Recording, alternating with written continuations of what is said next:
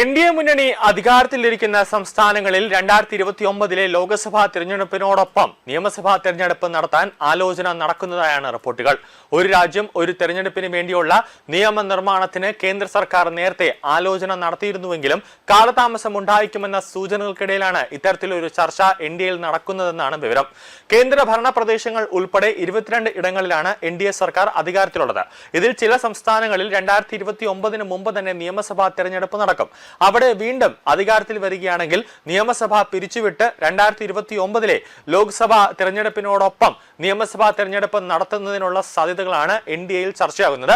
2029 ശേഷം കാലാവധി കഴിയുന്ന സംസ്ഥാനങ്ങളിൽ നിയമസഭ പിരിച്ചുവിട്ട് 2029 ലോക്സഭാ തെരഞ്ഞെടുപ്പിനോടൊപ്പം നിയമസഭാ തെരഞ്ഞെടുപ്പ് നടത്താനുള്ള സാധ്യതകളും ആലോചിക്കുന്നതായാണ് വിവരം. നിലവിൽ ഒരു രാജ്യം ഒരു തെരഞ്ഞെടുപ്പ് എന്ന വിഷയം JPCയും രാംനാഥ് കോവിന്ദിന്റെ അധ്യക്ഷതയിലുള്ള സമിതിയും പരിശോധിക്കുന്നുണ്ട്. ഇതിനിടയിലാണ് എൻ.ഡി.എയിൽ ഇതുമായി ബന്ധപ്പെട്ട കൂടിയാലോചന ആരംഭിച്ചിട്ടുള്ളത്.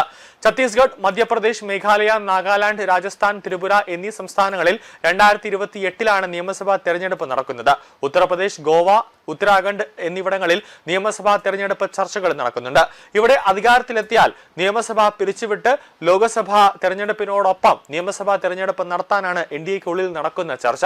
ഒരു രാജ്യം ഒരു തെരഞ്ഞെടുപ്പ് എന്ന സാധ്യത കുറഞ്ഞു വരുന്ന പശ്ചാത്തലത്തിലാണ് എൻ.ഡി.എയുടെ പുതിയ നീക്കമുണ്ടാകുന്നത്. ബിൽ പാസ്സായില്ലെങ്കിൽ എൻ.ഡി.എ ഭരിക്കുന്ന സംസ്ഥാനങ്ങളിലെ തെരഞ്ഞെടുപ്പുകൾ എല്ലാം ഒരുമിച്ചാക്കാനും ആലോചനയിലുണ്ട്. 2029 22 സംസ്ഥാനങ്ങളിലെ തെരഞ്ഞെടുപ്പുകൾ ലോക്സഭാ തെരഞ്ഞെടുപ്പിനൊപ്പം നടത്തുന്നത് ചർച്ചയിലാണ്. UP അടക്കമുള്ള സംസ്ഥാനങ്ങളിൽ BJP അധികാരത്തിൽ തിരിച്ചെത്തിയാൽ 2029 വീണ്ടും തെരഞ്ഞെടുപ്പ് നടത്തുന്നതും ആലോചനയിലുണ്ടാകും. ഇനി പാർലമെന്റിൽ ഈ ബില്ലൊന്നും പാസ്സായില്ലെങ്കിൽ BJP ഭരിക്കുന്ന സംസ്ഥാനങ്ങളിൽ അത് വീണ്ടും പിരിച്ചുവിട്ട് വീണ്ടും ഒരു തെരഞ്ഞെടുപ്പിന് വേണ്ടിയുള്ള ഒരു ട്രാക്കിലേക്ക് കാര്യങ്ങൾ എത്തും എന്നുള്ളതാണ്. വീണ്ടും ഒരു തെരഞ്ഞെടുപ്പിലേക്ക് BJP ഭരിക്കുന്ന സംസ്ഥാനങ്ങൾ പോകും എന്നുള്ളതാണ് ഏറ്റവും പ്രധാനം. ശീതകാല സമ്മേളനത്തിൽ ബില്ല് പാസ്സാക്കുന്നത് അജണ്ടയാക്കാനാണ് സർക്കാർ നീക്കമെന്നാണ് സൂചന. അഭ്യൂഹങ്ങളോട് പ്രതികരിക്കാനില്ലെന്നാണ് നിലവിൽ വിഷയത്തിൽ ഇതുമായി ബന്ധപ്പെട്ട് കോൺഗ്രസ് വ്യക്തമാക്കുന്നത്. നിയമം നടപ്പായാൽ കേരളം അടക്കമുള്ള സംസ്ഥാനങ്ങളിൽ 2029 വീണ്ടും തെരഞ്ഞെടുപ്പ് നടത്തണം. ബിൽ പാസ്സായില്ലെങ്കിലും പരമാവധി സംസ്ഥാനങ്ങളിലെ തെരഞ്ഞെടുപ്പ് 2029 BJP ചർച്ച തുടങ്ങുന്നതെന്നും റിപ്പോർട്ടുകളുണ്ട്. നിതിൻ നവീന്റെ നേതൃത്വത്തിലുള്ള പുതിയ ദേശീയ ഭാരവാഹികളുമായി ഇതിനോടകം തന്നെ നരേന്ദ്രമോദി ഒരു കൂടിക്കാഴ്ച നടത്തിയിട്ടുണ്ട്. കാരണം അടുത്ത വർഷം നടക്കാനിരിക്കുന്ന നിയമസഭാ തെരഞ്ഞെടുപ്പുകൾക്ക് ഒരുങ്ങാനാണ് പ്രധാനമന്ത്രി നിർദ്ദേശം നൽകിയത്.